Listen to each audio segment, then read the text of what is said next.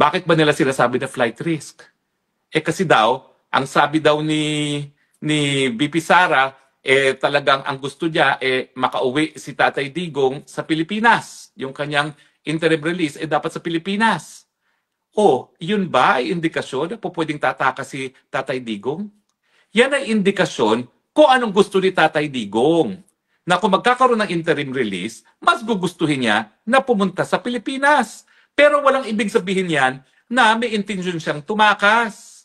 Kasi nga, siya yung humingi ng interim release.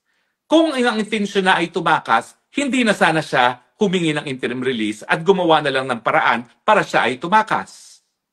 Ang sabi pa nila, well, ayan nga kita mo yung anak niya, nagsabi na, ano kaya, palabasin na lang natin na kung anong mamamaraan si Tatay Digong. In other words, nagbiro si BP Sara na sige, itakas na lang natin si Tatay Digong. Sabihin na natin nabanggit yan. Ano ngayon? Hindi ba si Inday Sara ang in charge sa legal defense ni Tatay Digong? Hindi ba yung pagiging in charge niya sa legal defense ni Tatay Digong ay nagpapakita na rinirespeto ni Inday Sara yung proseso sa ICC? Dahil kung intention nga niya na itakas na lang ang tatay niya, bakit pa siya makikialam dun sa legal defense ng tatay niya?